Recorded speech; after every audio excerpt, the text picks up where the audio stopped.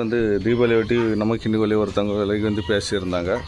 நல்ல ரேட்டு தான் வச்சுருந்தாங்க, கம்மி பண்ணி எடுத்து வச்சுருந்து. காலையில் என்ன ஆச்சுன்னு தெரியல, நேற்றுக்கும் ஒருக்கா கால் பண்ணி காலைல வாரேன்னு சொன்னாங்க.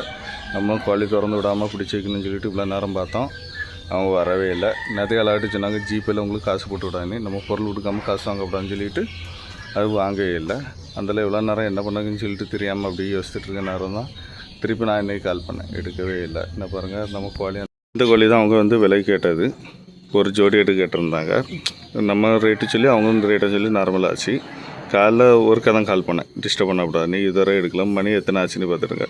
அதில் என்ன செய்யணும்னு சொல்லிட்டு இங்கே மழை ஈரமாட்டு இருந்துன்னு சொல்லிட்டு கோழியும் திறந்து விட்டாச்சு. இன்னும் வர டவுட்டு தான். அன்றைக்கி காலையில் ஏமாற்றம். ஒரு நாள் ஏமாந்தாலும் பிரச்சனை இல்லை, வாழ்க்கையில் இனிமேல் ஏமாறக்கூடாதுன்னு சொல்லிட்டு இது ஒரு நல்ல பாடம். யார் வந்தாலும் கையில் காசு வாங்கினா வாங்கிடணும். அப்போ தான் நம்ம வந்து கோழி வந்து சேல்ஸ் பண்ண முடியும். இல்லாமல் நம்ம வச்சுக்கிட்டு இருந்தோன்னா நமக்கு நஷ்டம்தான். Thank you friends. தீபாவளி காலையில் எனக்கு ஏமாற்றம் இருக்குது. இதேமாரி யாருக்கா நடந்ததுன்னா கமெண்ட் பண்ணுங்கள் கண்டிப்பாக.